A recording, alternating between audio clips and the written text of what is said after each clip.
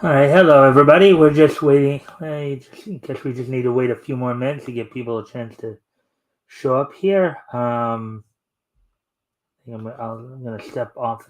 I'm gonna go off camera for a quick moment to take care of some things while I'm gone. Put some music on for you guys.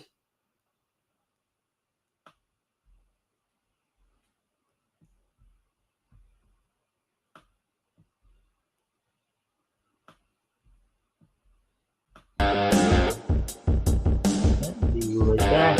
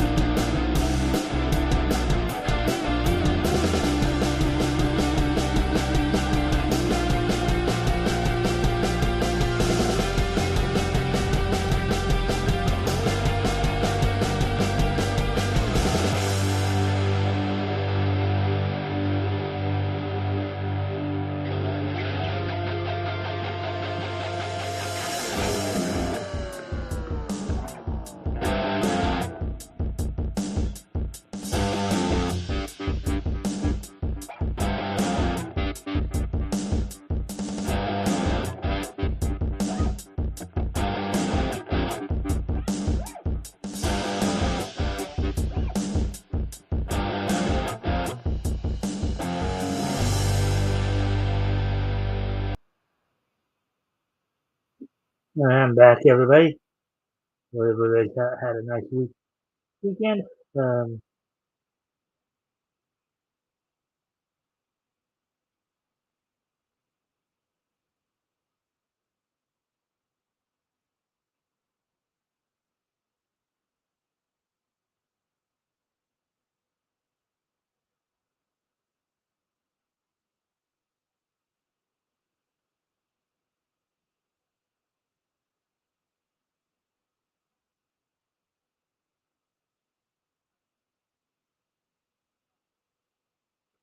right, let's see. Walking in a place of trust. You just feel the touch of a friend. Countryside, I wander far and wide. The isolation gets me again. I don't know where to go when I feel like crying. Oh my, time to open myself. Do something new. I want to stop and grow up a bit. And suddenly, my intuition and my wisdom grow. And then I know, most of all, compassionately, strangers wherever they go, Thank you for waking me up.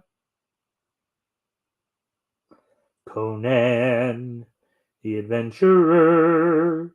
Conan, man of bravery.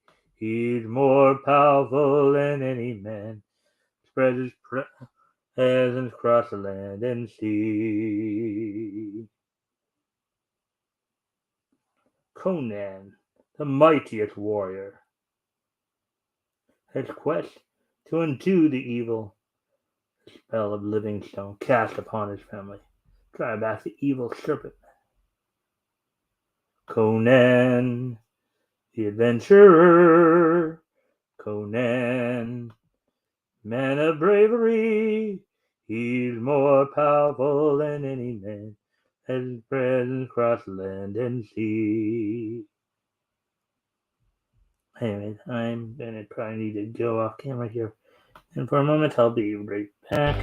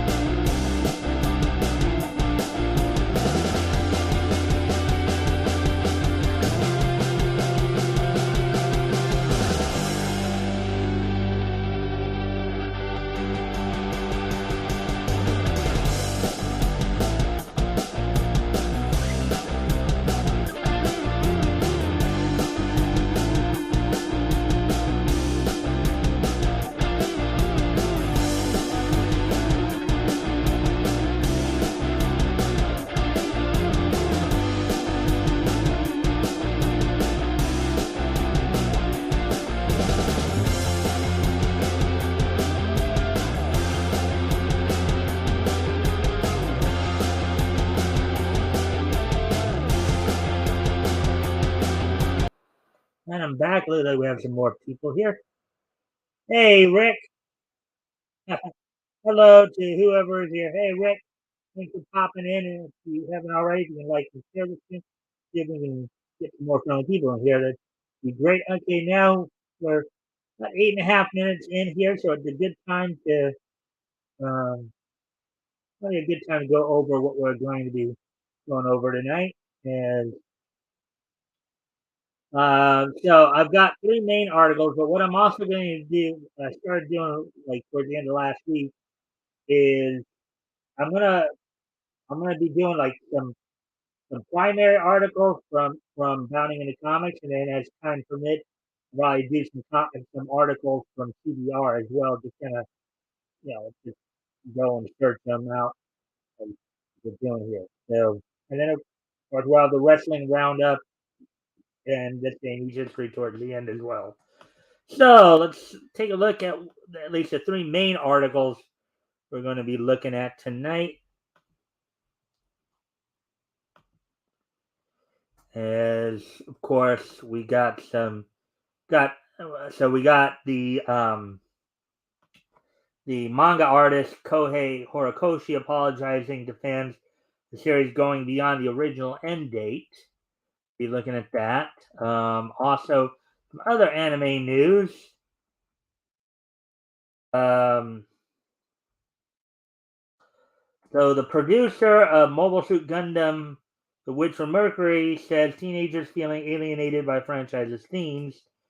They think it wasn't made for them. We're going to be talking about that. And of course, one of the biggest pieces of news that came out over the weekend, of course, P4 TV is less than a year after its revival. It's officially done. Now, Graham, I normally don't do a lot of video game articles on here. I know this is a bit of a bigger story. Normally, if I do a video game article, it usually has some tangent connection to a cartoon or anime or what have you. But considering how big this story is and how a lot of people in our circle probably are following it, I figured I might as well cover it as well. And as I said, after that, we'll probably head over to CBR, depending upon the time, see what else we can find. So let's get into this. And as always, of course, as it says in the banner below, if anything happens to catch your attention, here you want to comment on or ask questions about, feel free to do so. And if I can't answer the question, I'll do my best to do so. So, anyways, let's get going with this first article here. All right, so latest chapter of My Hero Academia sees Deku power up. Mangaka Kohei Horikoshi apologized for series going beyond original ending. I believe that's supposed to be apologize is, but that being said, article by Nerdicans published October 13th, which is last Thursday. Okay, so here we go. As the climactic battle between the world's heroes and villains race towards its epic conclusion, My Hero Academia green-haired protagonist has found himself tapping into a new level of his plot-important powers in the series' last chapter.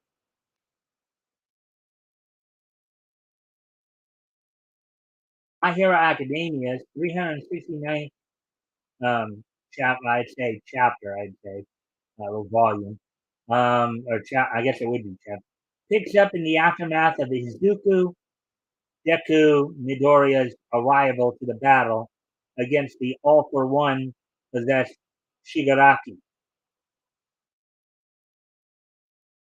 So you got Shigaraki is All for One, and Deku is One for All.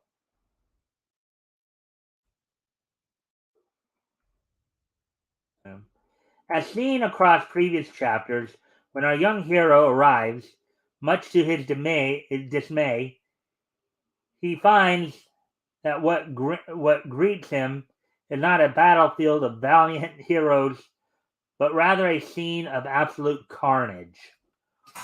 Whoa.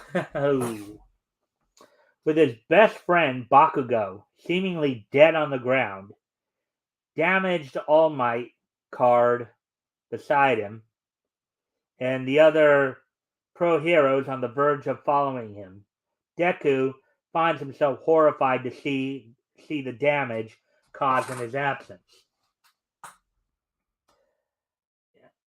Deku, much in the same vein of guys like Naruto and Ichigo and many other great protagonists in anime.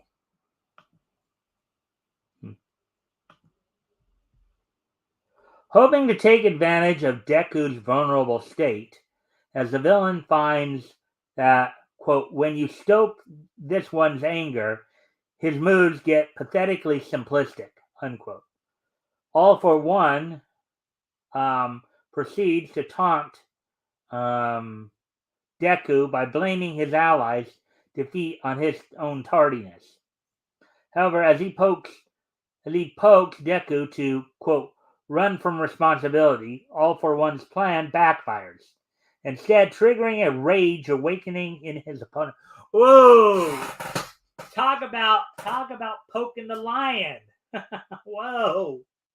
Talk about poking the lion right there. I guess All for One must be looking to get devoured or something.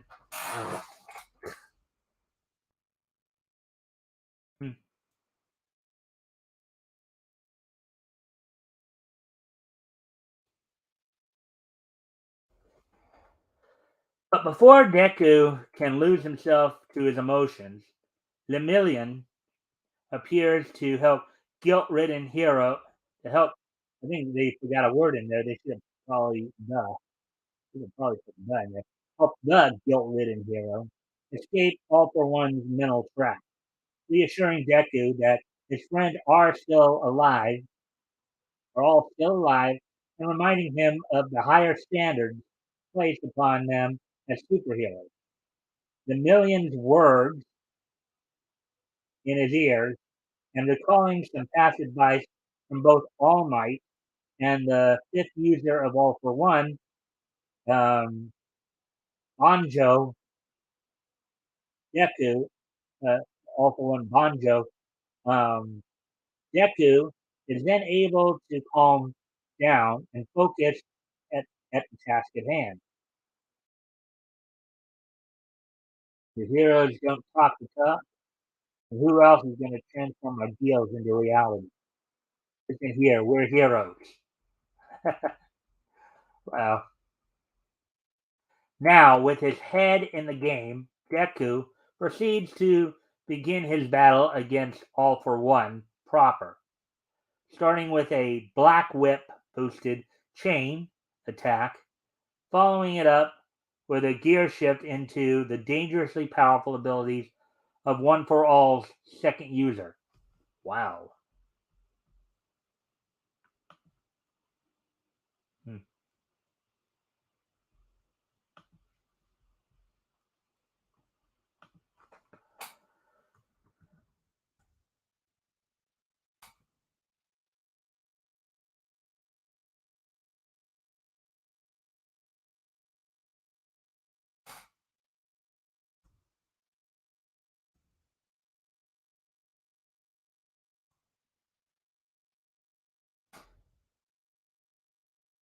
All right, getting back to the article then. Let's see. Oh, the first hero to take advantage of the power stockpiling quirk, the as of yet unnamed second user, was the leader of a vigilante resistance movement who fought against All for One and his evil empire at the height of their power. Equipped with the quirk Gear Shift, the second user would add his ability to acutely manipulate his own speeds, even in violation of the rules of physics, to One for All's collective power pool. Now, Gear Shift. I wonder, doesn't one of Deku's classmates have that gear? One with the glasses, I think.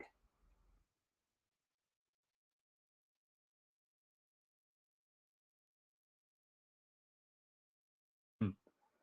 This all builds to chapter 369, where after realizing that Gear Shift had evolved at the same rate alongside the rest of One for All's abilities, Deku proceeds to fuse all of his predecessor's quirks together.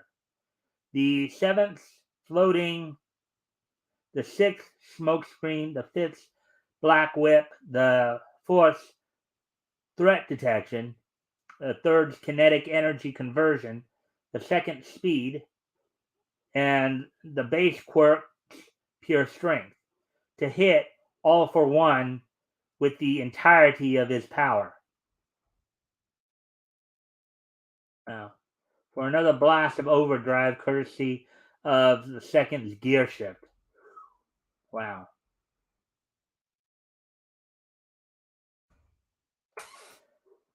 So Deku successfully makes contact with his enemy, unleashing upon him the full brunt of One for All's power. All for One staggers to his feet, refusing to go down.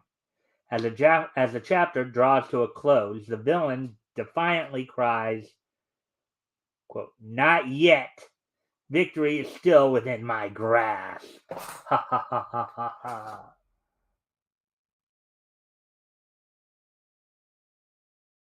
Look at All for One's monstrous look there. Whoa. As readers may have already deduced, given where the series is at current, with All for One's continued refusal to go down, My Hero Academia is nowhere near reaching the endpoint previously promised by mangaka um, Kohei Horikoshi. Mangaka just simply means manga creator, like a manga writer artist. Um, that's what the term means. In light of this, that the Horikoshi, light of this, the Horikoshi. I think you just simply meant to say Horikoshi. Confirmed to fans that the series would be extending past its original end date. Quote, it's been about 10 months since I said there was only about a year to go, um, wrote the creator in that week's author's comments section of Weekly Shonen Jump. Quote unquote, I'm sorry. Well, things happen. Sometimes things happen. Things get delayed. People get sick, what have you. Anyways, and there's that article. So I hope you guys enjoyed that one. I hope you guys got some nice information out of that. Anyways, we will get ready to move on to the next article here then.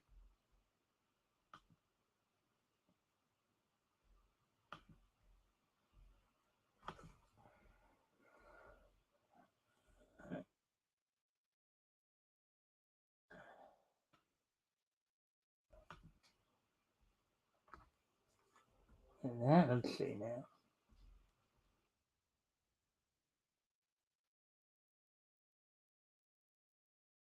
All right, so here's the next article we're going to look at here. Another anime related article here. Mobile Suit Gundam, The Witch from Mercury producer says teenagers feeling alienated by the franchise's themes. Quote unquote, they think it wasn't made for them. Article by Nerdigans Inc. published this past Friday, October the 14th. Since its inception in 1979, the Mobile Suit Gundam has accumulated a massive worldwide fan base of various demographics, but according to the producer of The Witch from Mercury, younger audiences are apparently feeling alienated by the franchise's anti war themes. In a recent interview with Akiba Shoken, translated by Deepel, G Witch producer Takuya Okamoto recalled a visit to the Sunshine Bandai Namco Film Studio from a group of school kids, wherein he overheard them expressing such opinions as, quote, Gundam wasn't made for them, unquote, and a general expressing a quote refusal to watch anything that was associated with Gundam. Unquote. In that moment, said Okamoto, we realized how much older the franchise's demographic had become. So the junior and senior high school students who were watching Mobile Suit Gundam Seed when it broadcasted on now are now in their 30s, unquote, said the producer. Apparently, Okamoto was not the only one who had worried that the franchise's age had erected a generational barrier for entry, um, as according to him, the general plan for G-Witch, even before he joined the series, was to create an easier point of entry for the next generation of Gundam fans. Let's see if there's anybody.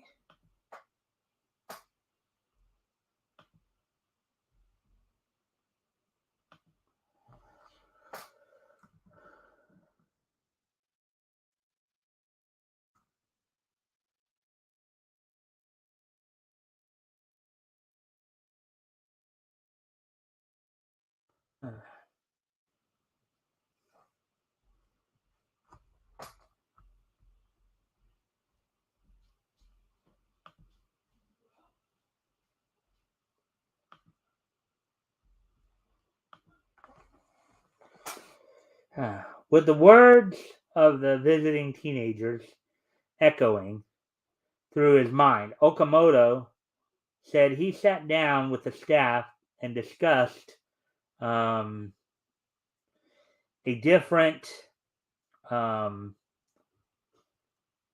a different approach for G-Witch, ultimately deciding to set the series in a more um, school setting, in the hopes that teenagers would be better able to relate to the characters. Sounds like a good plan. Try to make it more relevant to the new generation. Providing further insight into this decision, Okamoto explained that younger audiences have found themselves uninterested in the series.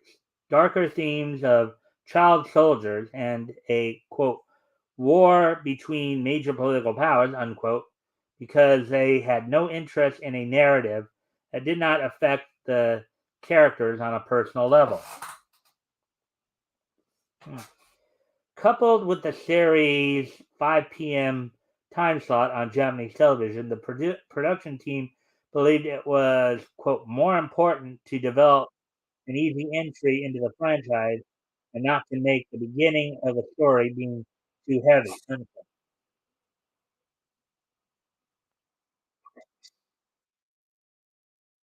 However, despite the series being aimed at a younger demographic, Okamoto I think it should be assured, that its story would not alienate longtime fans of the franchise, going so far as to guarantee that G-Witch, which is what they call Gundam Witch, um, will feature enough action and drama to keep every generation of viewer interested. All right. Wow, that kind of went real quickly too. Yeah,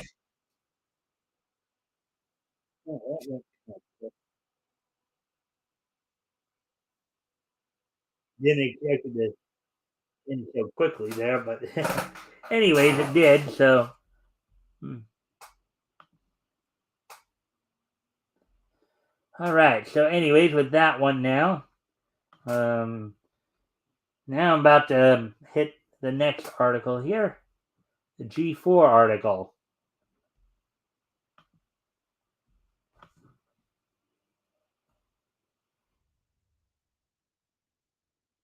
There we go. So this is the article that's been a big buzz all over the weekend here. I do send a quick message.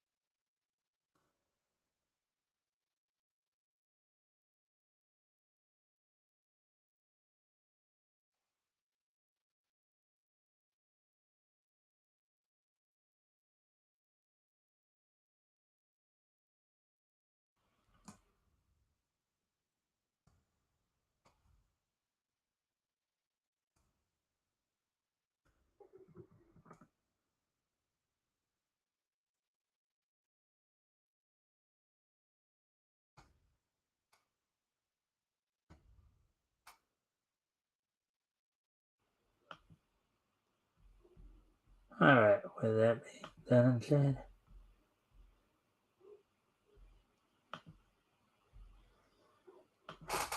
All right, so here we go with this one.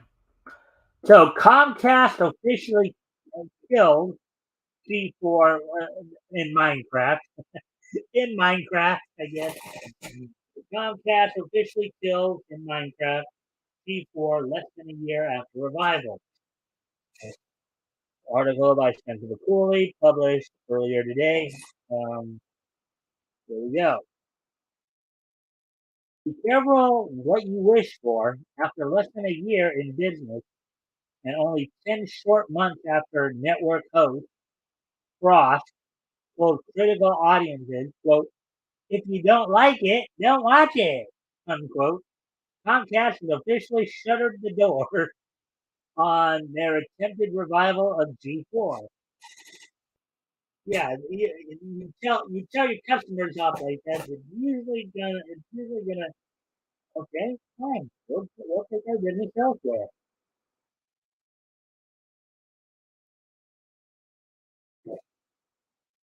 The news that absolutely everyone could see coming was first broken to employees on October 16th, which was yesterday.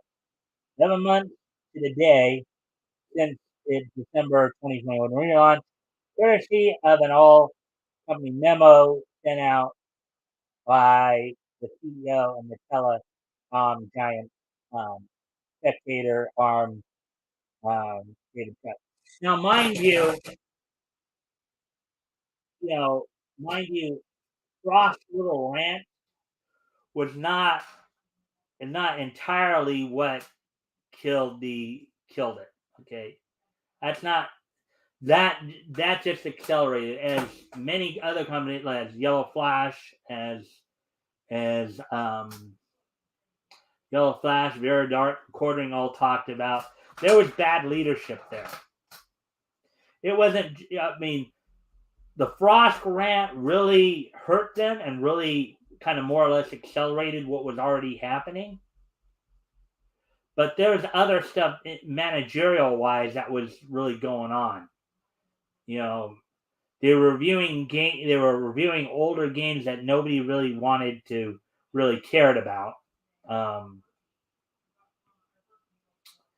you know, and when you have people like Frost and this other guy Sessler, Sessler's not even talking about games.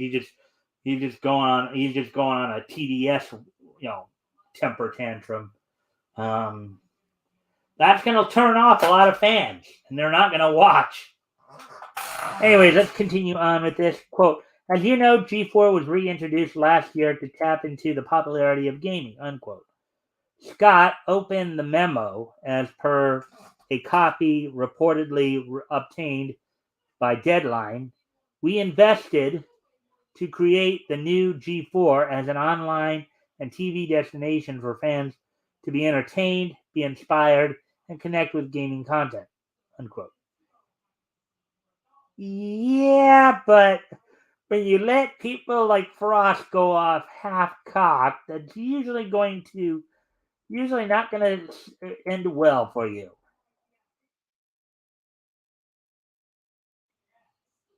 Um, Again, this isn't all the employees. There were some cool employees who basically did just want to play video games and review them and have people watching them and getting into them with them. Okay, but sometimes you know the old saying, right? Sometimes one bad apple spoils the bunch. You know. Let's see.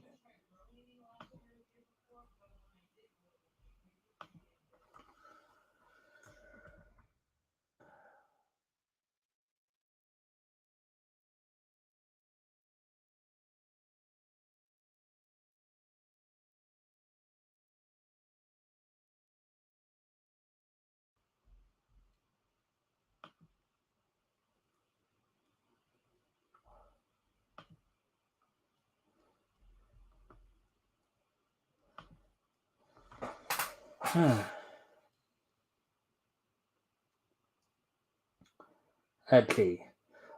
Quote, over the past several months, we worked hard to generate that interest in G4, but viewership is low and the network has not achieved sustainable financial results. Of course not.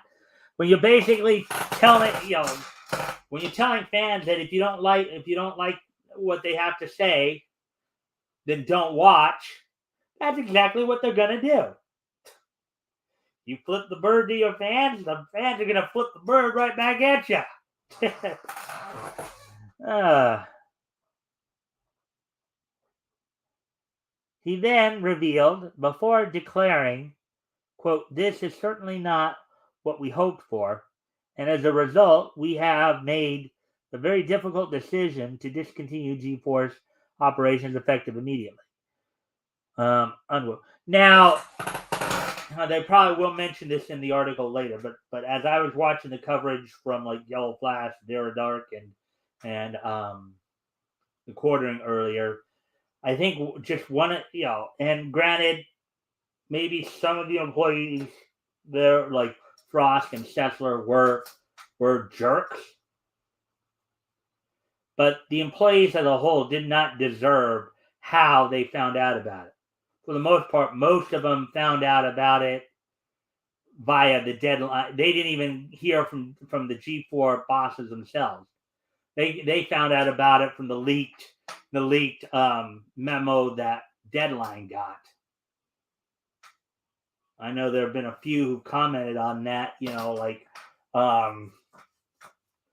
They were just fine. Now, some of them have taken to crying about right wing this and right wing that, but for the most part, I think most of the people at G4 were probably good people who just wanted, at least from what little I've heard.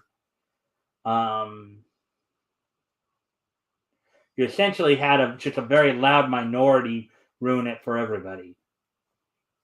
You had people like Frost and Sessler and Hertler, and there was one other guy too, kind of went off on a right wing temper tantrum, TDS temper tantrum as well. Before the most part, there are people like Gina Darling, like Jared. I don't know his name, and probably one. Some people would probably say one of the saddest parts. There was a G4 employee who was actually on mental health leave. She was on mental health leave. I believe it was Vanessa Guerrero was on mental health leave, and she finds out that she doesn't have a job to go back to. Like G4 or hate G4, or if you're somewhere in the middle, the way they were let go was poopy. It was poopy, okay? Whether or not you liked it or you didn't like it, or you got or if people like Frost just totally upset you over their annex, they still didn't deserve to be treated this way.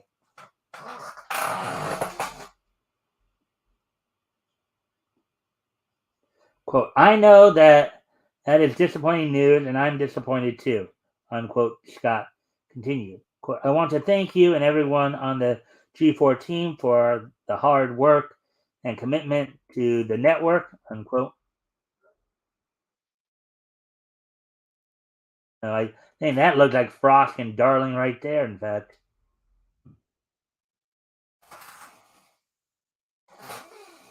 Noting that Comcast Spectator's, quote, human resources team, in brackets, would be reaching out to you to provide you with support, discuss other opportunities that may be available, and answer any questions you may have, unquote. The head of the two-time defunct network ultimately closed the books on G4 by giving thanks to his now former employees, quote, for all your hard work for G4, unquote. Yeah, didn't really respect him a whole lot, did he? Did he?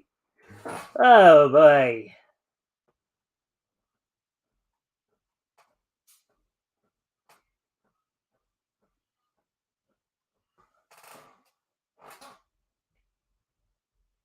Let's see if anybody come on. No, I got 3 people on, so that's good. Hopefully you're getting into this a bit here. Thank you for all the likes and shares. And as always, if anything catches your attention, you want to comment on or ask about, go ahead and ask. And if I can answer, I'll do my best to do so. In one final stumble as the network made its way out the door, given that this message was issued on a Sunday afternoon, and many were understandably away from the email boxes, a number of now former employees received word of their termination not from an official company source, but rather via internet word of mouth. Basically, what we were talking about earlier, what I mentioned earlier. Replying to a tweet regarding the news published by noted video game news Twitter account at Wario64, X-Play co-host Gerard Khalil. This is the guy one of the guys I mentioned earlier. Exclaimed, quote, "Hey, this tweet is how I found out how I lost my job. How neat!"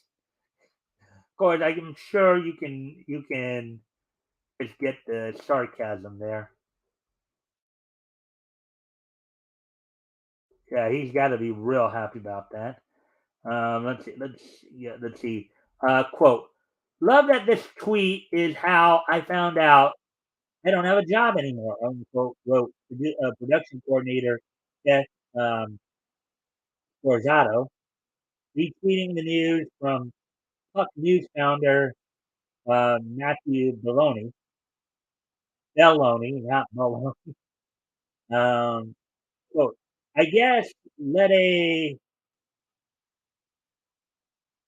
I guess let a female dog know if you have literally any work available. Uh,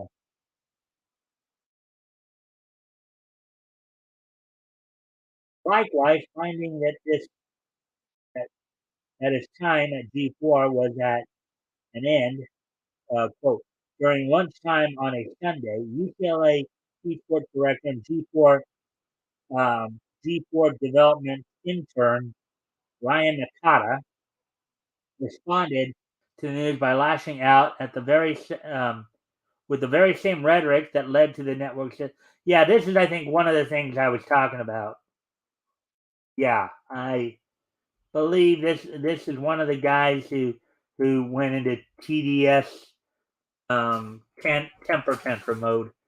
Quote: "Unfortunate that this will be tied to right-wing incels complaining about wokeness being the downfall of a network which pursued content in the age of shorts and Twitch."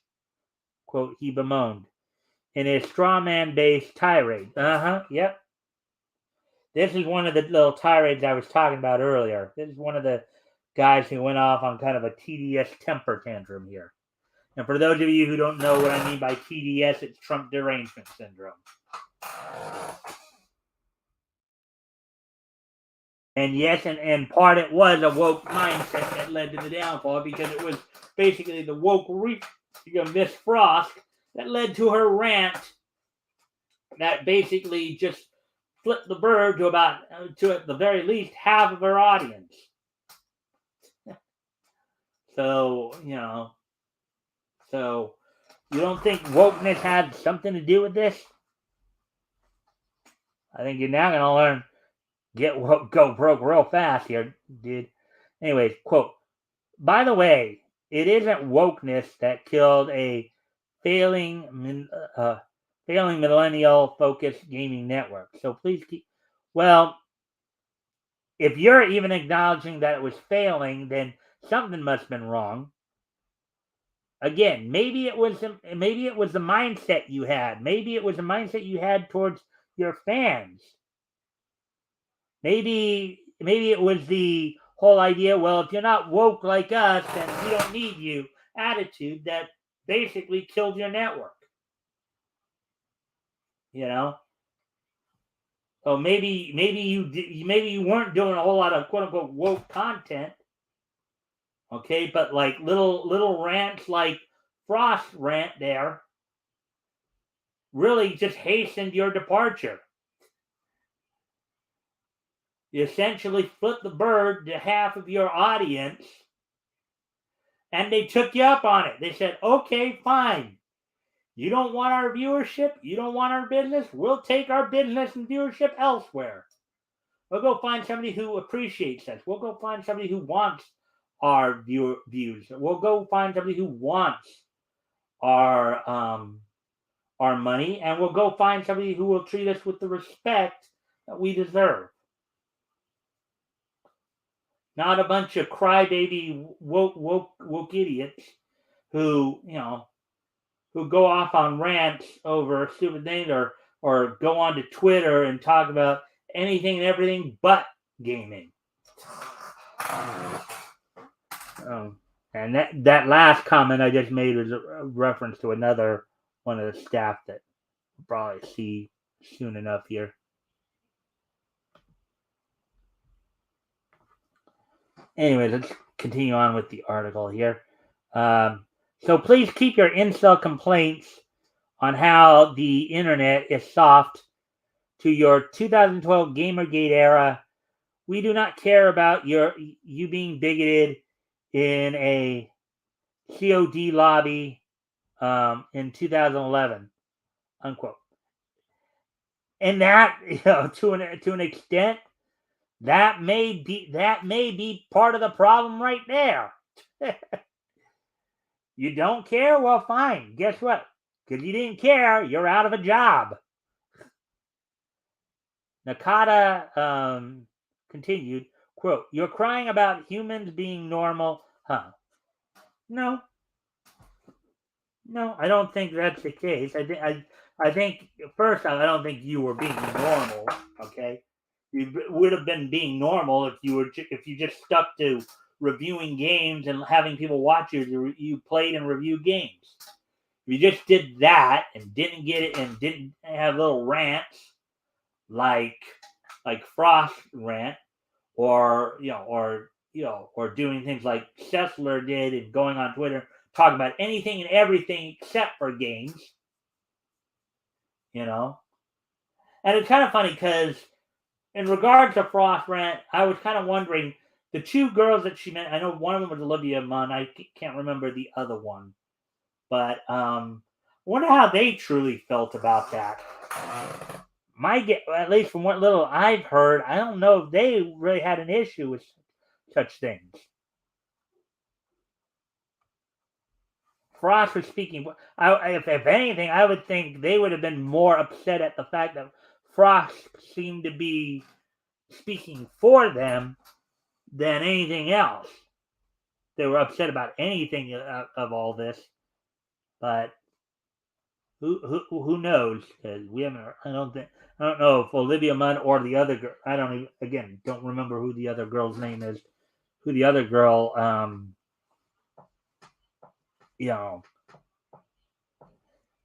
don't know if they've actually said anything in any of all this. So, anyways, getting back to the article here. Returning to the topic the next day, he clarified, quote, "I think people are looking as my original tweet as accepting that wokeism killed the company." Okay, I think he meant to write at, not as. I don't. It's just unfortunate that certain hateful go woke, go broke, in smaller quotes, crowd will view the hard work of these amazing people as being the failure.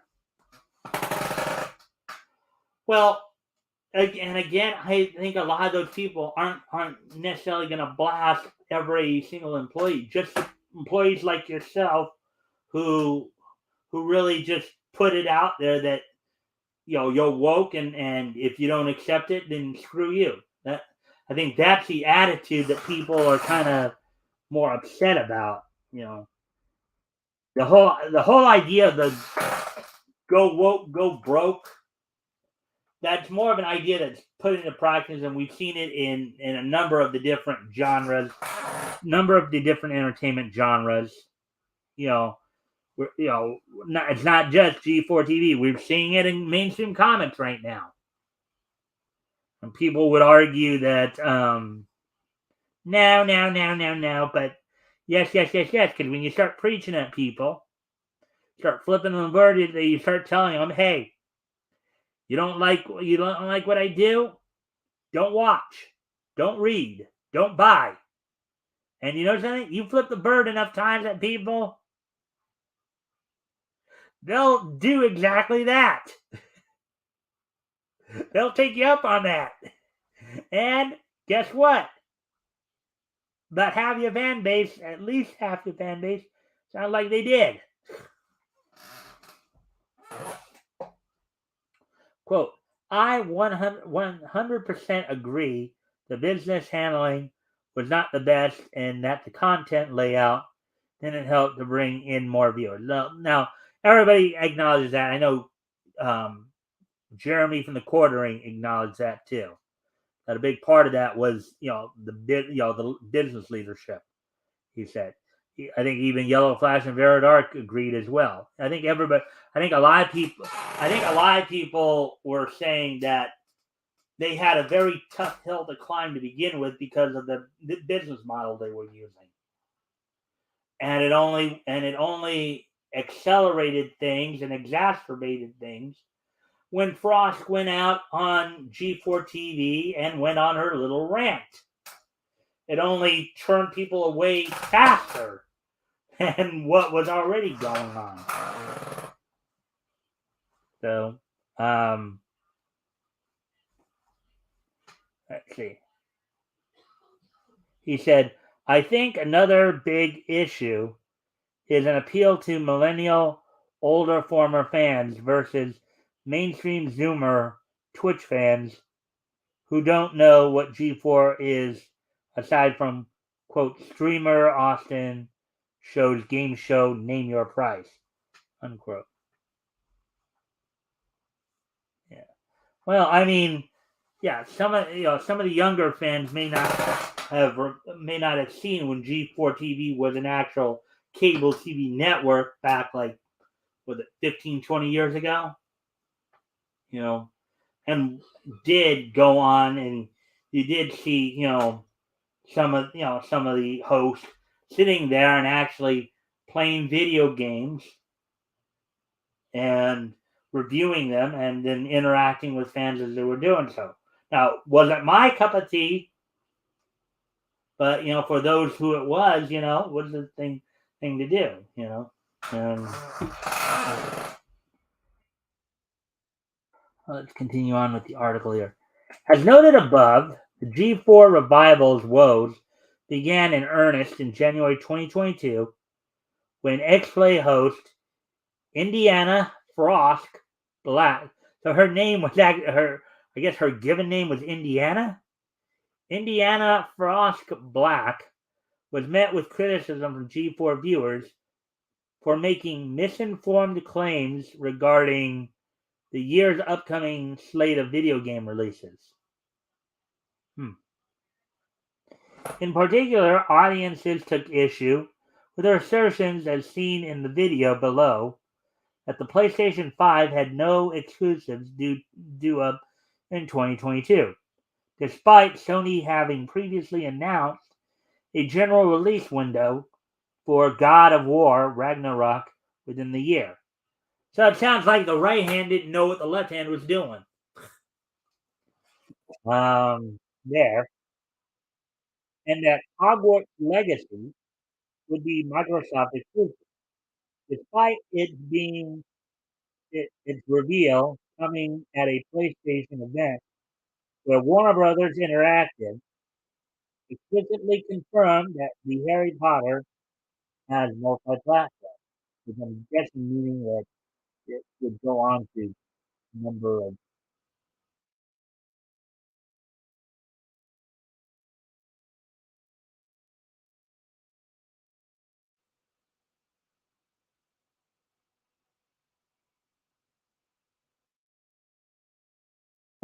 So, in turn, rather than engaging with her earnest critics and dismissing the obvious trolls, Frost used a subsequent appearance on X-Play to disingenuously write off Above Backlash as being based not on her work, but the fact that she was, quote, not as bangable as the previous host. Ah, yeah, okay.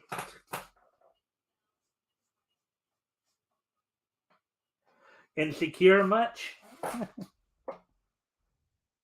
Ah,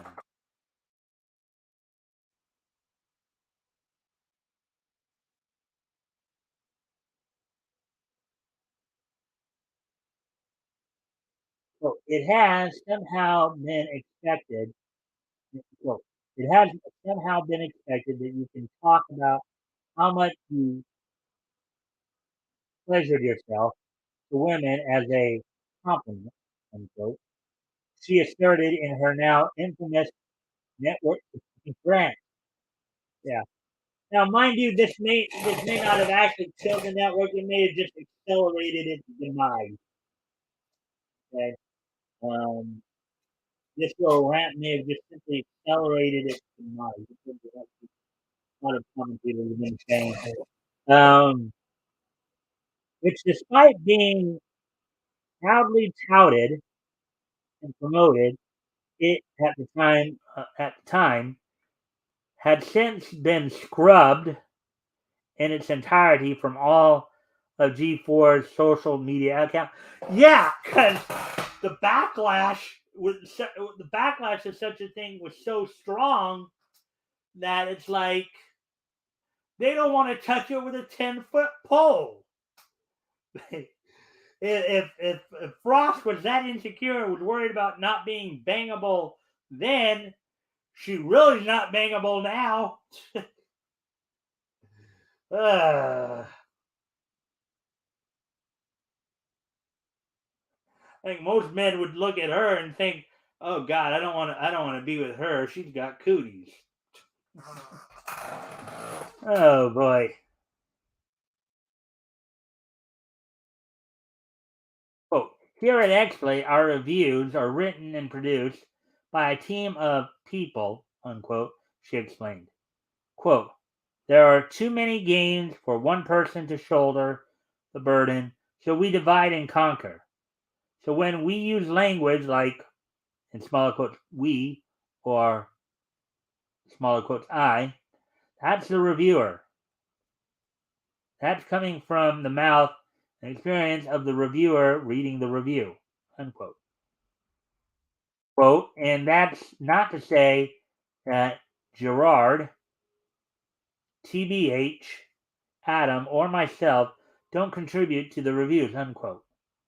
The now former X-Play host, who was cut from the network prior to its shutdown, added, quote, we absolutely do, but it will always be in varying degrees and take a whole team behind us.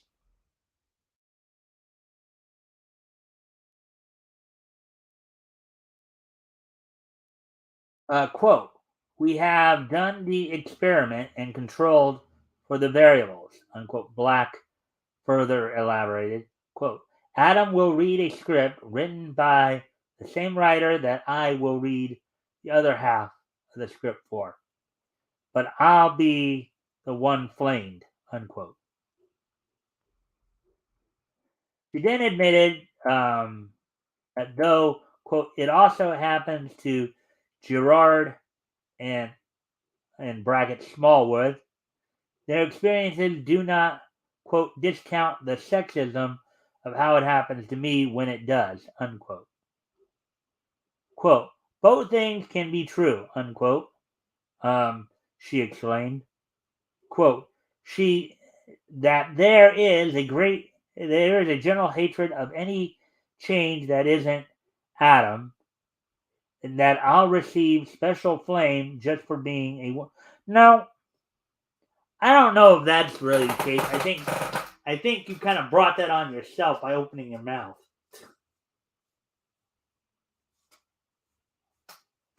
You kind of said some stupid things there that people called you out on, and now you're trying to hide behind the fact that I'm a woman, so so please don't hurt me, kind of thing. You know, and I wish I could turn the camera around so you could see the incredible team that make X Play. Half of our producers and writers are women. Yeah, but none of them felt the need to go off on their fans. None of them felt the need to go off on their fans.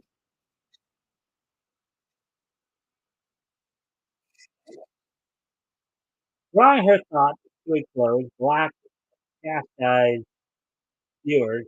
Quote, when you're in our DMs or in those YouTube comments or in Twitch chat right now, those reactionary threads thinking that I'm somehow ruining your current play experience because you can't objectify me, how you previously did to Morgan, or that I'm somehow less. So Morgan was the name of the other girl. Okay, Olivia Munn and Morgan.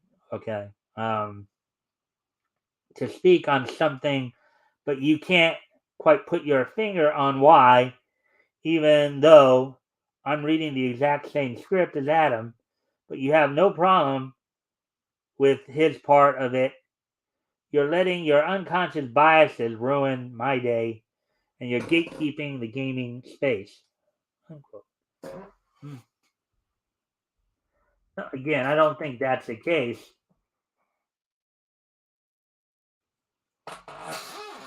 Quote, so maybe for 2022, we be a bit nicer, a bit more self reflective, and we enjoy the fact that people are working hard to make free content for you, unquote, she concluded.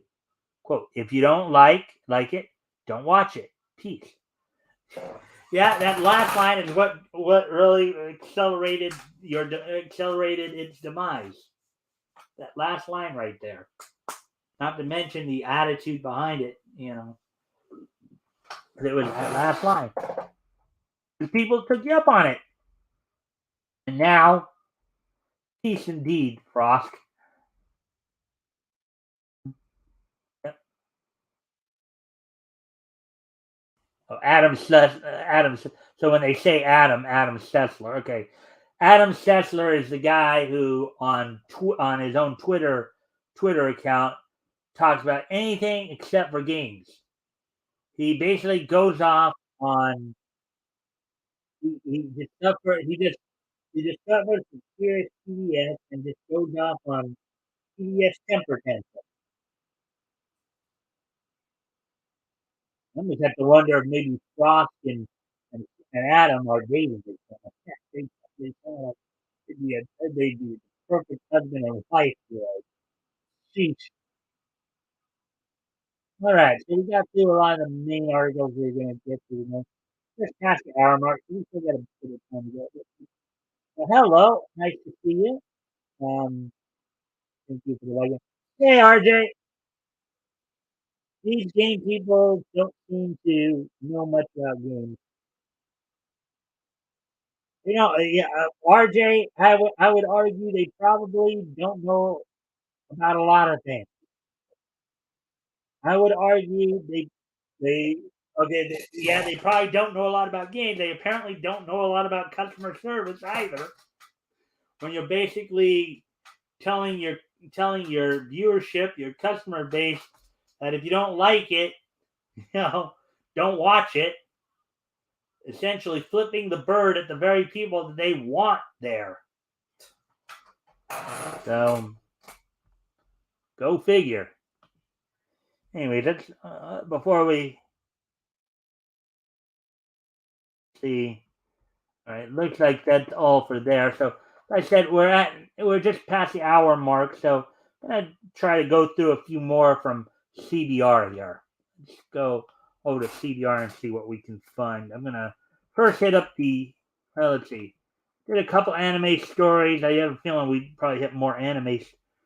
So, I'll go back to the. I'll start off with some comics stories here. See if there's anything in the comics realm within the last, let's say, 24 hours here to might grab our attention here. I know we have some comics people here. But let me find the. There's apparently there's not a whole lot in the light because one day ago. So, all right. So exclusive. They can Batgirl get close. Teen Titans. All right. Yeah, that sounds like a potential spoiler. Superman's Boy Thunder sidekick got his superhero name. A preview for DC. Try this. Let's see If it says spoiler though, I'm not going to warning spoiler. Yep. All right, we don't do spoilers here. Let's see now. I won't do spoilers. Jim Lee crafts a haunting portrait, Mr. Freeze and Batman cover art. Okay, This one sounds like an interesting one here. Jim Lee, not to be confused. Hey, RJ, it is Jim Lee, not to be confused with our friend James Lee, right? Albeit, I guess some of the artwork does look similar to Stein's work. But you might have more to say. You might be able to correct me if I'm wrong on that. But anyways, let's look at this here. Just make sure there's no warning about. Okay, there we go. No warning about any kind of. And as always, of course, if you guys have any comments or questions, feel free to if I can answer the questions, I'll do my best to do so. Anyway, Jim Lee crafts a haunting portrait of Mr. Freeze in new Batman cover art. Jim Lee crafts a haunting portrait of Victor Freeze, better known as Mr. Freeze, in variant cover art for DC's Batman One Bad Day, Mr. Freeze #1. Article by Brandon Schwer, published 10 hours ago.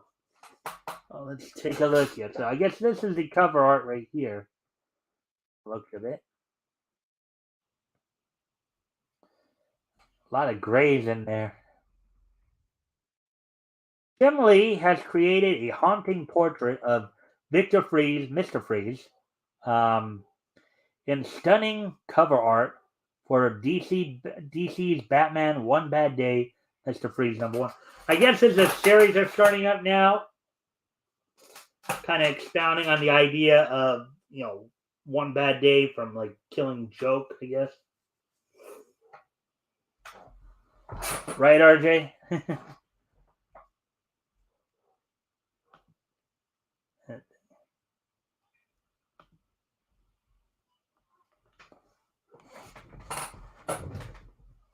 Lee shared the penciled version of a variant he created for Batman, One Bad Day, Mr. Freeze #1, which is part of DC's ongoing series of Batman One Bad Day one-shots. Mm-hmm.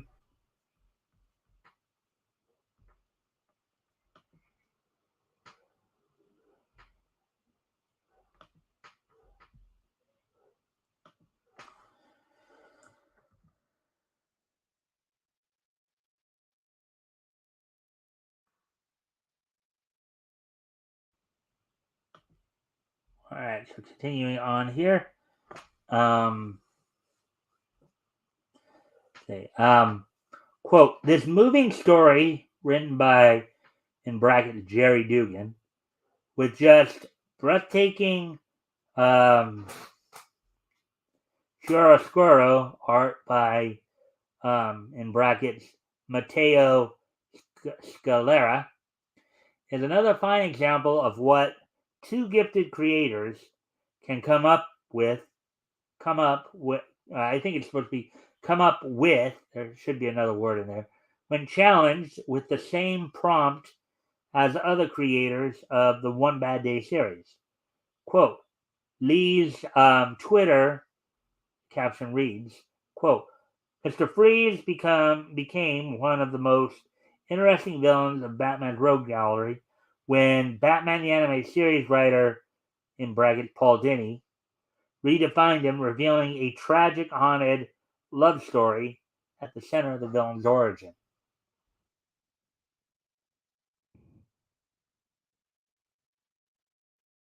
The episode Heart of Ice, I believe.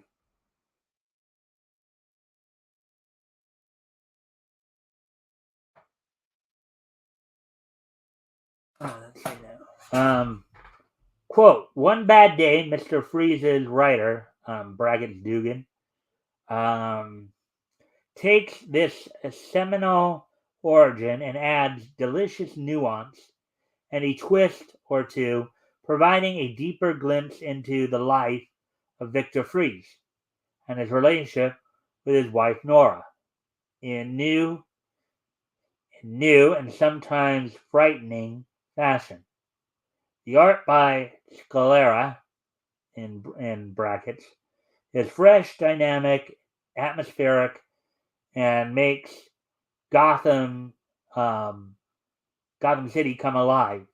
Some of my favorite shots are of the snow-covered city scenes that Mateo brings to life in striking, gorgeous fashion in this cover.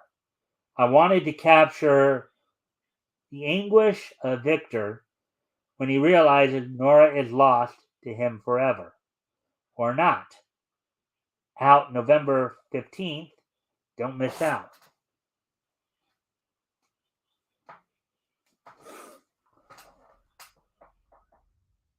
What is Batman? One Bad Day. We'll read about that in a moment here. Hey, Bianca Zombie. Glad you're here. If you can like and share the stream, see if we can get some more people here, that'd be appreciated. Glad to see you're here. If anything catches your interest, feel free to comment or ask questions. If I can answer the question, I'll do my best to do so. Anyways, we continue on here. What is Batman One Bad Day? Batman One Bad Day is a series of 8 one-shots originally announced in May by DC. Each issue features a new creative team and stars an iconic member of the Dark Knight's Rogues Gallery of villains.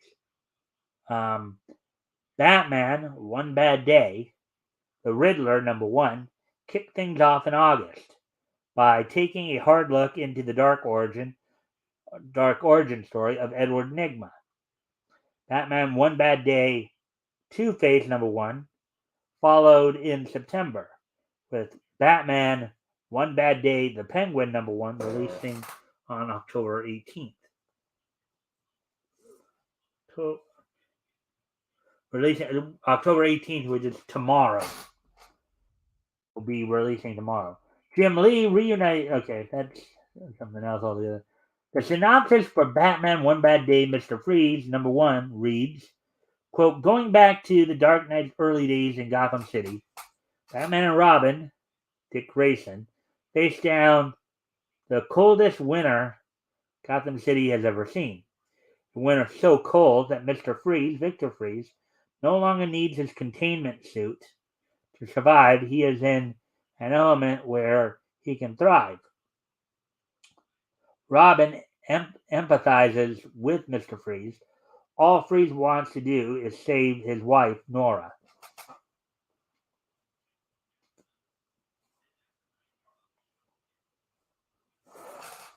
But Batman warns Robin not to give his empathy to Victor Freeze. He's a man who decided his own fate a long time ago, and he deserves none of our warmth. In this winter, he will show his true wickedness and power. The powerhouse creative team of best-selling writer Jerry Dugan of X-Men, Deadpool, and Arkham Manor, and Matteo Scalera from White Knight Presents Harley Quinn and Black Science, bring to you Mr. Freeze's most frigid story yet.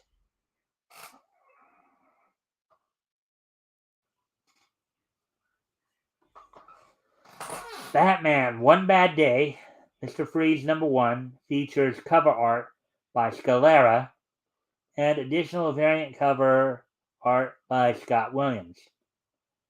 Alex Sinclair, Sweeney Boo, Cully Hamner, Brian Boland, Giuseppe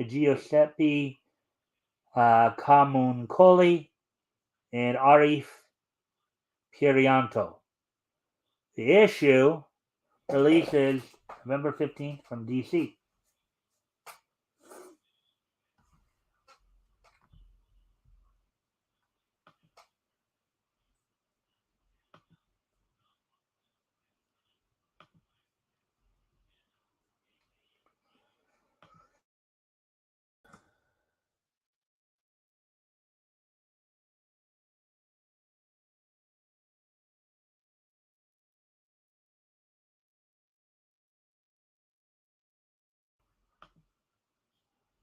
Alright, so anyways, going to move on to the next article up here. So it shows off his man bun. Alright.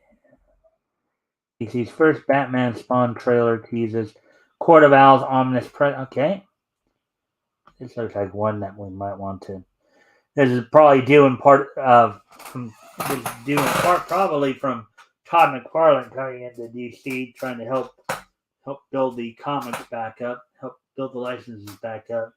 After what people like Tom Taylor and Tom King doing to it the last couple of years here. DC's first Batman Spawn trailer teases Court of Owls ominous presence. DC Comics releases a new trailer teasing the Court of Owls ominous presence in the upcoming Batman Spawn crossover, which releases December 13th. Article by Brandon Shore, published 8 hours ago. Batman and Spawn together. That sounds like a very interesting combination.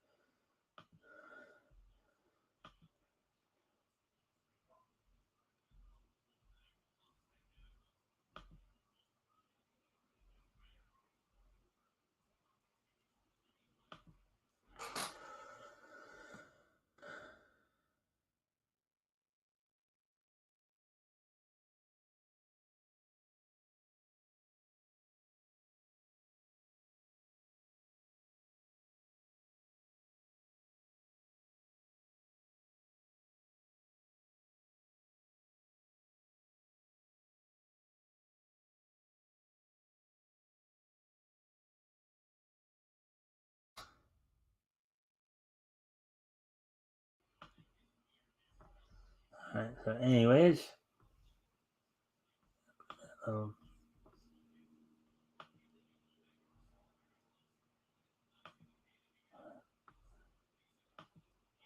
Alright, so as I'm continuing on here.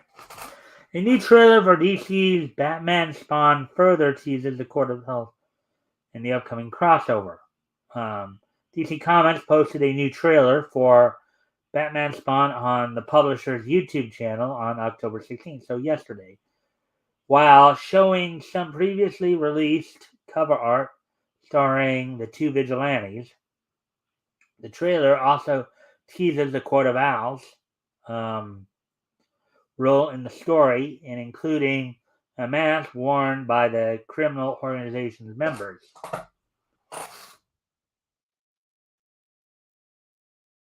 Batman and Spawn will face one another in December.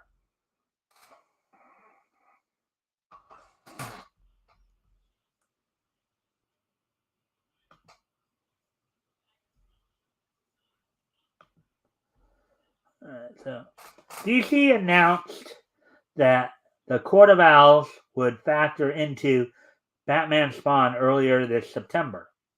While major details are being kept under wraps at this time, the publisher revealed Spawn becomes the Court of Owls' weapon in the organization's effort to defeat the Dark Knight once and for all. The synopsis for Batman Superman reads, quote, "Two dark heroes, cursed by tragedy, find their paths again crossing, but not by choice. What sinister foe is at work pitting the Dark Knight against the Hellspawn? From the shadows of Gotham City to New York City, this epic event is a blockbuster you've been waiting almost 2 decades for." Now, it's kind of interesting how they're connecting Gotham and New York as some of Batman's original stories were actually set in New York City, not Gotham City originally. Plus, Gotham is a nickname for New York. So a couple of interesting little tidbits there. Batman Spawn is written by Todd McFarlane and features art and cover art by Greg Capullo. Quote, "Look, this is really simple," unquote, McFarlane previously said of the crossover. Quote, "I get to play with one of the greatest comic characters ever, parentheses Batman, get to reunite with amazing artist Greg Capullo, and am able to mix in my own creation, in parentheses Spawn, into the storyline. These are the types of projects many of us creators in the comic industry only get to be a part of a few times in our careers." Unquote. He continued, quote, "My goal with this book is twofold. First, to just make it as fun a read as possible, both visually and story-wise. And second, I hope this book will continue to add to some of the many reasons any of us actually collect superhero comic books." Yeah, yeah. I wonder what Todd McFarlane thinks of being called a baby fascist by Alan Moore. You know what we read last week about that. Don't think I don't think Todd McFarlane, who's into superhero comics, would agree with him. Um, anyway, getting back to the article here. That's to release an quote unquote event book that folks will remember for years to come. This should be one heck of a nice holiday gift.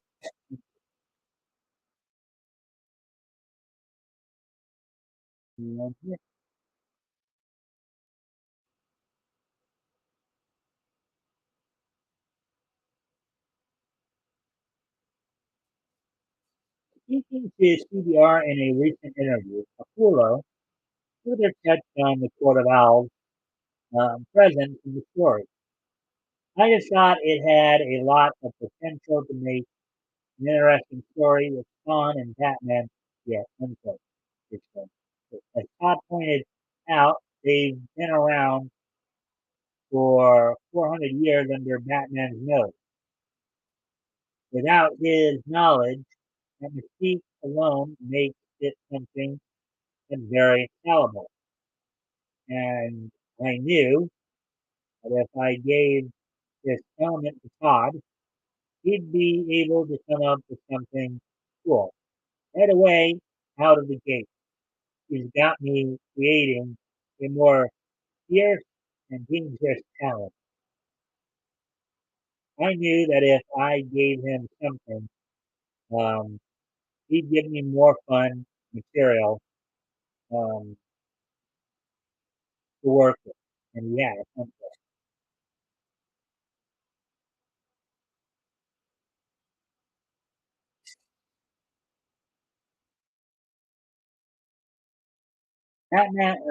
Batman Spawn features an array of variant cover art that comes from McFarlane, Capullo, Gabriel Dell'Otto, Sean Murphy, Francesco Mattina, J. Scott Campbell, Jim Lee, Joshua Middleton, Brett Booth, and Jason Fabok. The one-shot release is December 13th from DC. All right, so there we go with that one.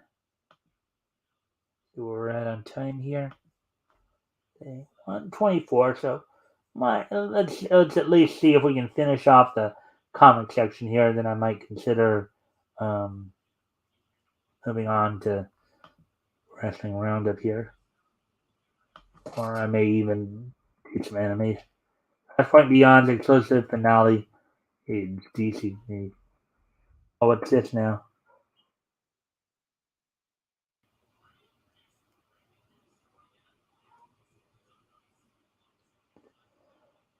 Oh, that sounds like a release. Is that article? We may do that article tomorrow then.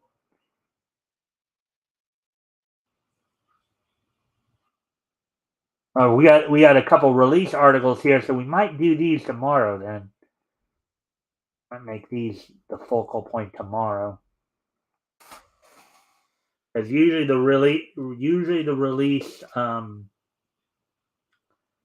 the release articles take quite a while, so might do those tomorrow then.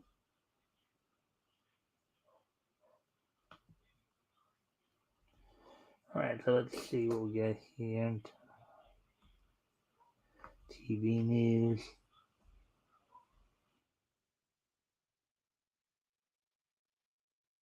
Anything in the last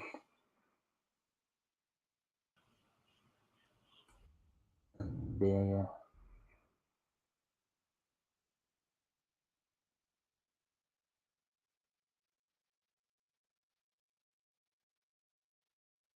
And again, I'm looking to see if there's any like animated,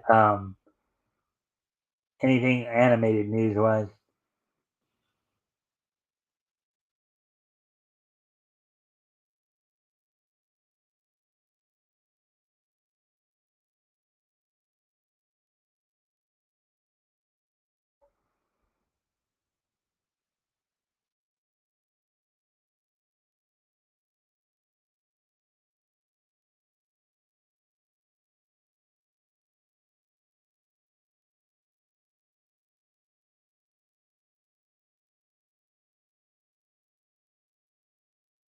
There's not really much there. Let's see. Where are we at now here? Let's see. Hour 26. I'm going to go at least an hour 41 here. Do I have enough? Do I really have enough to? I might try to do some anime stuff here. Just to,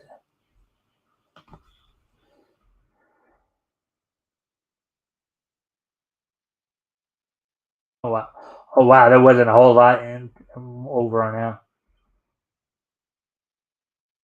How the Orunkers might return in Blizzard's final arc. It's a plot point. It's just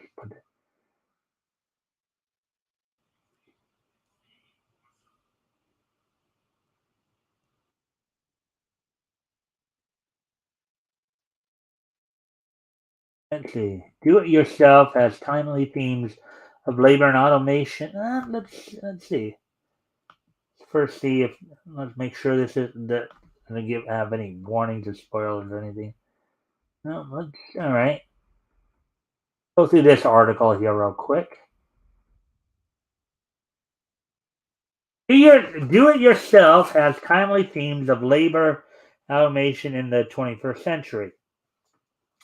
U.S. passion for workshops is antiquated in this high tech world, and viewers can relate to that more than ever in the 21st century. Article by Lewis Kenmer, published uh, published 14 hours ago.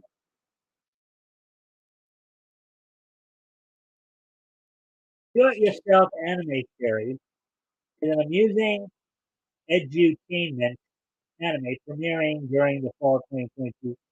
So this anime is going up against such, such shows as Bleach, now the Blood War arc, Chainsaw Man, the second season of Spy Family, um, Reincarnation of the Sword, you know,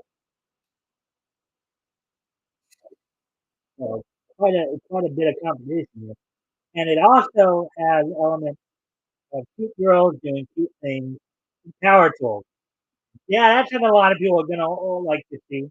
But there is much more to this series than initially. Yeah, do it yourself setting, um,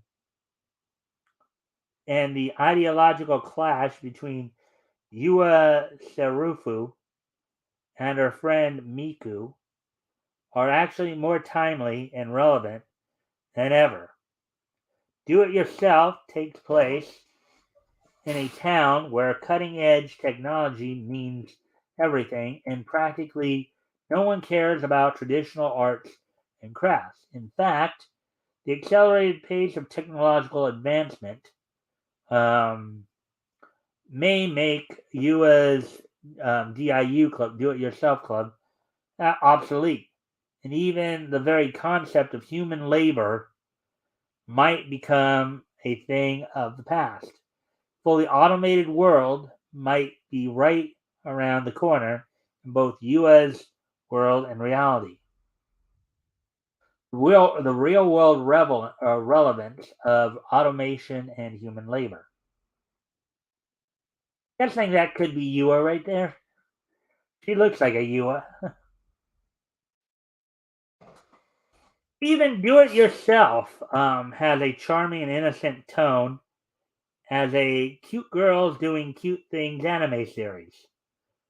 Some aspects of this show feel more serious or even urgent given the context of today's world.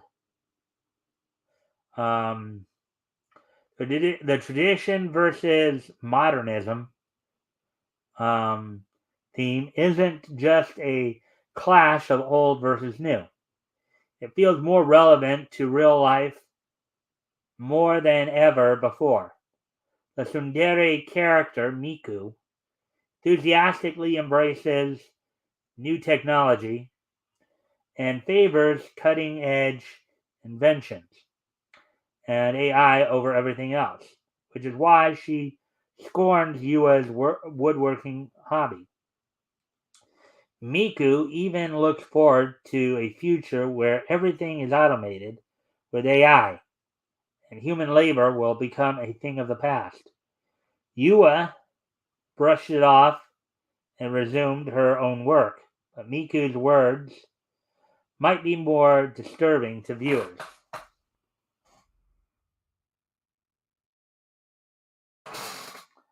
There is already a growing debate about the role of automation plays in the modern workforce. In most major industries, advanced computer programs, and self-driving vehicles are already there, and there are concerns that such things put too many people out of work. Anything that can be done by hand is already being done by a machine that never asked for a paycheck or paid time off. This in turn branches off into topics such as universal basic income to support millions of people who were permanently put out of work. Among other topics, perhaps Miku wants a future where Yua can just goof off all day, um, along and collect her UBI check without having to ever get her hands dirty, literally or otherwise. Subjective views on technology in do it yourself and real life.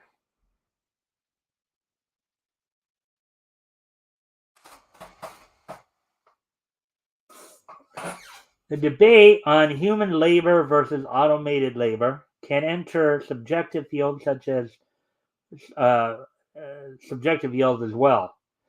Mostly art, with debate surrounding whether such heavy use of automation is evil or at least excessive. Now, the thing about utilizing art too, trying to use automation for art too, is the question then comes: okay, do you lose some creativity from that too? Do you lose some creativity from that aspect as well? Um, right now in the real world, this is a topic. This topic is huge, nuanced, and still being figured out. So there are no easy and clear-cut answers just yet. Objective or subjective, no one can definitely say that it's bad or an act of evil to have um, robot arms and AI programs join the workforce as mechanical employees who don't require pay, but the world of art has different ideas. Yeah, there's a human element to creativity there. There's a human element to creativity there, and that's what they're really getting at.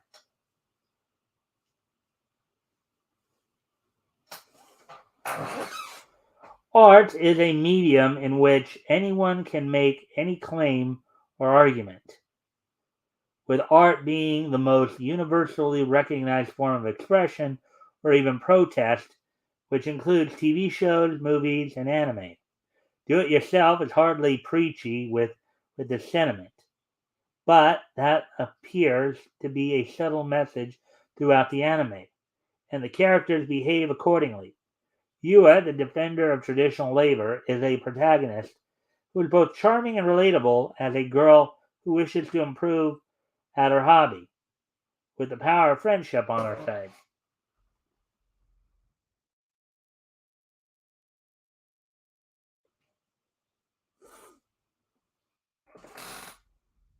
Meanwhile, Yua's tsundere friend, Miku, is antagonistic and unsympathetic, acting as pragmatic and cold as the AI-driven machines she loves so much. So far, Miku's main role is not to provide a meaningful alternative to woodworking, but to serve as an obstacle and unlikable foil to what the traditionally minded main cast are striving for. Miku's character almost acts like an example of what not to do in the face of automation. Um, and the larger scale of manual labor jobs, do it yourself isn't taking a definitive stance on the topic. But then again, in fiction, heroes tend to gain power a slow, honest way with hard work, while villains prefer to seize instant power at a terrific price to get ahead quickly. In subtle ways, that's what's happening here in Do It Yourself. Anyone can make a robot do their job for them, but it takes a true hero to roll up their sleeves and go through the pain to get some gain. Also, you have to think about it too. Those robots and a lot of those mechanical, a lot of that automation does need to be maintained. Yeah, they may not per se require, they may not require payment, or they may not require rest, they may not require food as much. I mean, they probably require oil or something like that. But, they still need to be maintained. So there still is some labor in that. Some of those machines you can't just simply push a few. I mean, it's not like the Jetsons, right? So, anyways, let's see where we're at on time here.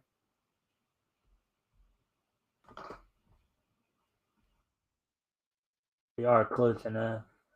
I will.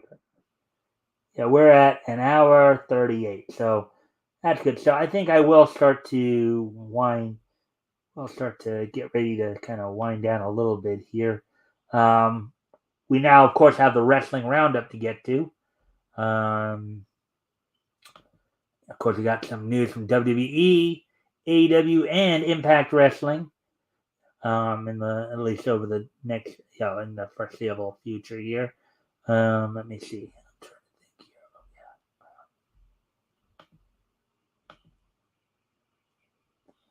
here. There we go with that one. So first off, on the WWE side of things, so apparently Hunter's going to miss Raw tonight, as apparently he's been diagnosed with COVID. So Hunter Helmsley, Triple H caught COVID. Now I know a lot of people are more concerned about him. Going to probably obviously be gone probably for the next, well, depending 10 days or so. But I know he, particularly when it comes to Raw, he likes to be hands on, but he's just not going to be there. I know people are very concerned because he has the heart issue with that. So it's going to be interesting to see how they run Raw tonight. Let's see. some other news in regards to the WWE. Now, yesterday they apparently canceled. They're starting to cancel some of the more gimmicky pay-per-views. I think over the weekend they canceled day one um, event. They're also considering canceling Extreme Rules and Hell in a Cell. I think they're looking to cancel a lot of their more gimmicky pay-per-views for more straight-up pay-per-views, because the big focus by a lot of the higher ups at the WWE right now is that they're looking to expand into doing stadium shows. They want to do more. They want to have more of their pay-per-views and stadium shows. So I think that's why they're getting rid of the idea of doing the more gimmicky pay-per-views. So I guess I'll be waiting to see how that all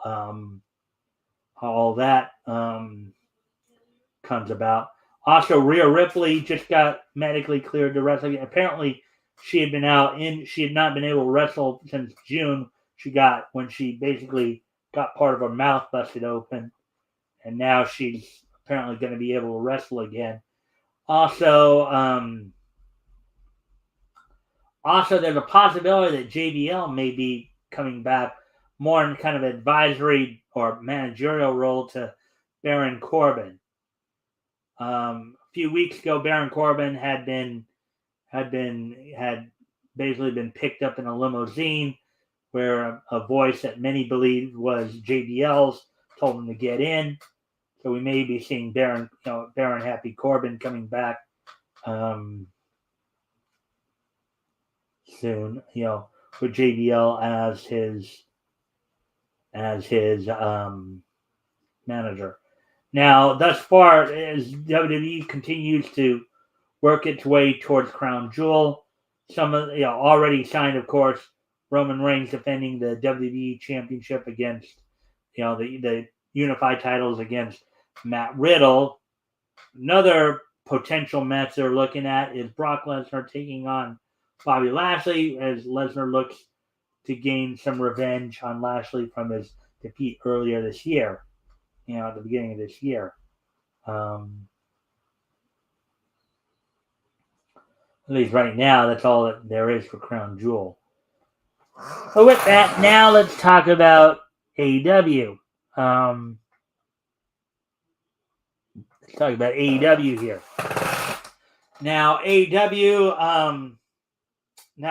AEW is going to have a special episode of Dynamite tomorrow night, as normally it's shown on Wednesday, but due to some scheduling conflicts with Major League Baseball, they're moving the show to tomorrow night. At tomorrow night Dynamite, the main event is going to see Jon Moxley defend the AEW World Championship against former champ Hangman Adam Page in Cincinnati, his hometown of Cincinnati. Now, the build-up to this has been very hot, as Moxley has really been getting on Page's nerves. During a promo last week on Dynamite, I believe, Moxley outright called Moxley a kid, and called Page a kid. Page did not take too kindly to that, being called a kid. I think, but what a lot of people are speculating is that this is more to bring out the fire of Page, to bring out that hunger again. Moxley, what he wants from an opponent is he wants the opponent to come in there, give everything they got. They don't want them to hesitate. They don't want them to back down. He wants them to go forward. He wants them to take them to his measure, and he wants to take them to their measure. And that's what this match could very well lead to. Battle of two main eventers here. Moxley, the current AEW, the three-time AEW World Champion, taking on former AEW World Champion Adam Page, Adam Page. Also already slated for tomorrow night, answering a challenge that happened on this past Friday's Rampage, Chris Jericho and his continued mission to desecrate Ring of Honor and to take down all the former Ring of Honor world champions will answer the challenge of Dalton Castle, currently 1/3 of the Ring of Honor World Six-Man Tag Team Champions. As we are seeing more and more Ring of Honor talent being featured, could be that maybe Tony Khan is getting close to a deal to get Ring of Honor its own TV slot. We also saw recently with the signing of the Kingdom, Mike Bennett and Matt Taven with Maria Kanellis Bennett. Now, of course, what we've now again to our knowledge, I think they've already dealt with this, but to our knowledge, Kingdom is still technically the Impact World Champions, as they did defeat the Motor City Machine Guns at Bound for Glory. But something tells me that we're going to see sometime in the next week or so, they may end up dropping the title.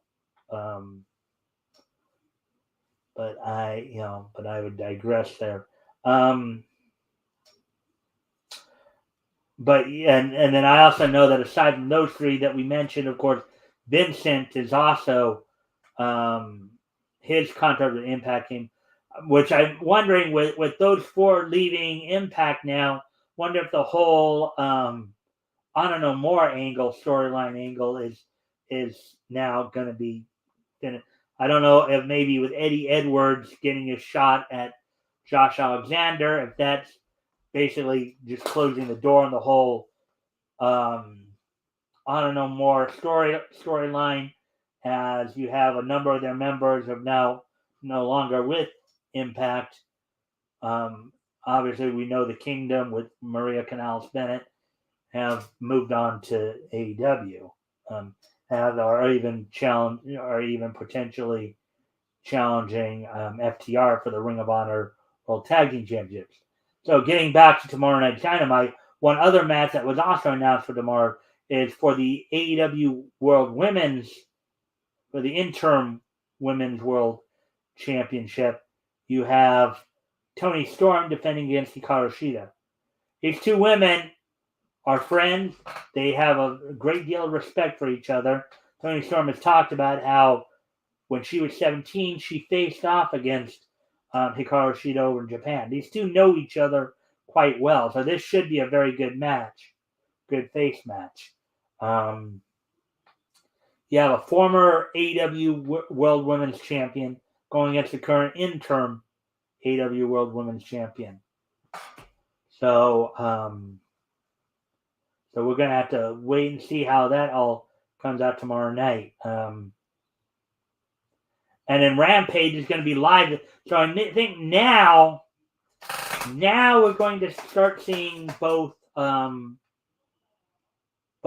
Dynamite and Rampage live, because what I've been seeing on some of the scheduling here, both for the next at least few weeks, maybe through the end of the year, now I think they've finally made Rampage live instead of having, which I think is going to be good for everybody, because taping like 4 shows in one night where you have the live show for Dynamite, you also are taping Dark Elevation, Dark, and Rampage.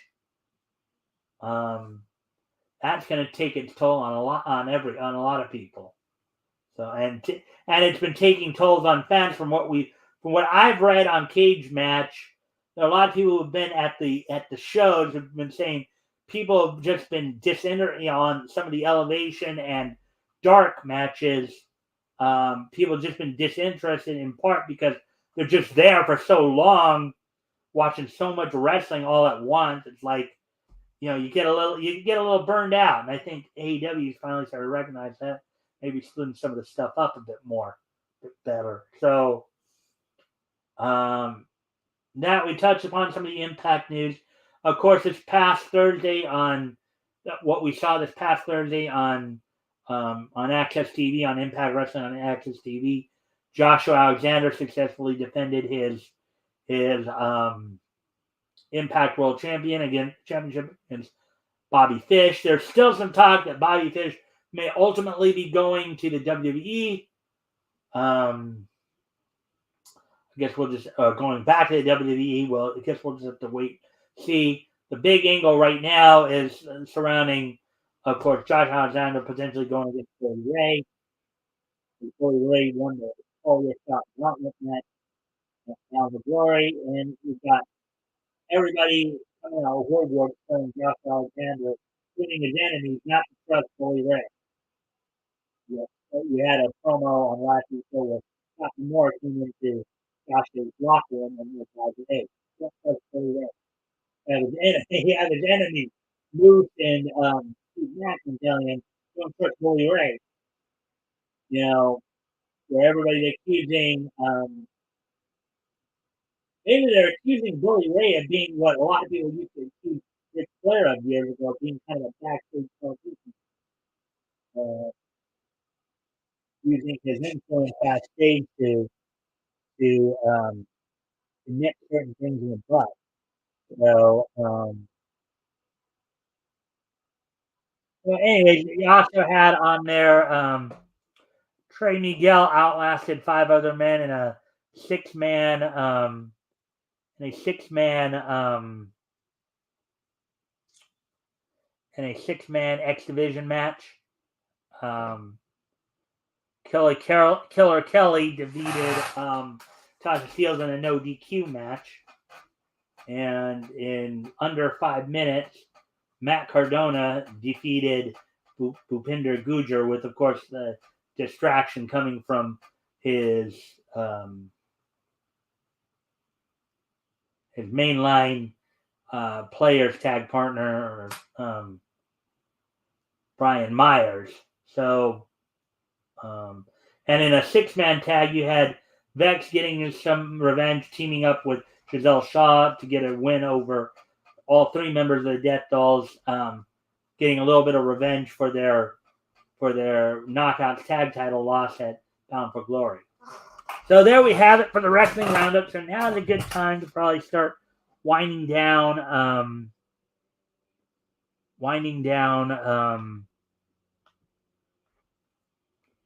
Now is a good time to start winding down the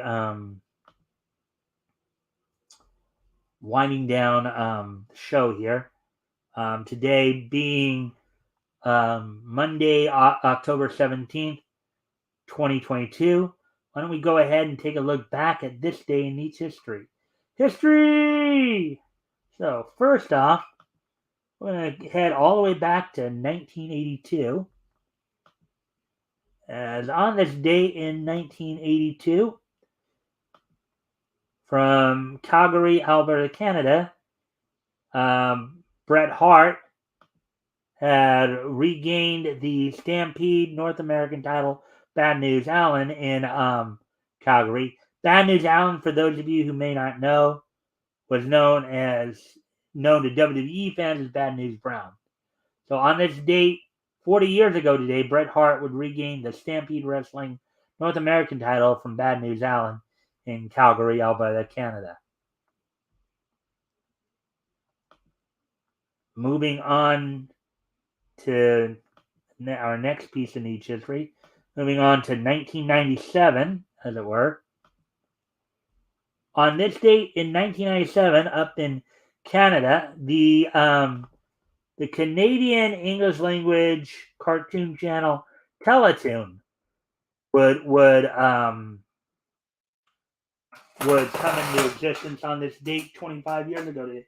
This date 25 years ago today, Teletoon would come into existence up in Canada. And along with that, of course, was the premiere of Ned's Newt. Ned's Newt would also premiere on Teletoon on this date in 25 years. 25 years ago today, the Canadian Cartoon Network Teletoon would come into existence and premiere, and as one of its first premieres on its show was Ned's Newt. So there we go with that one.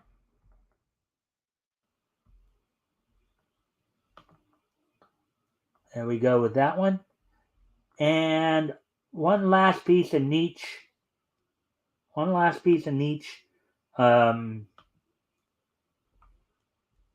Niche news and niche history here. Go back to 21 years ago today, 2001. On this date in 2001, the 105th issue of Betty, Archie Comics, went on sale on this date in 2001. 21 years ago today, 105th issue of Betty from Archie Comics went on sale on this date, featuring four features of Betty with one of Jughead. So there we go. That's all I have for you tonight, guys. I thank you all for being here tonight. Of course, don't forget, this Friday I'll have Tim Olson with me as we continue our look at as we go back in comics history, looking back to June 1939. This week we'll be focusing on books that went on sale from Centaur Comics. We'll actually be introducing a couple of heroes who were from Centaur Comics, most notably the Masked Marvel and Phantom of the Fair, with an F, not a PH. So with that, I hope you guys will be here on Friday. I hope you guys will be back here tomorrow, and we will have more niche news. I think tomorrow we'll be even looking at some of the upcoming releases from DC and Marvel from CBR. So with that, guys, I thank you. I thank you again, and I will talk to you later. Bye.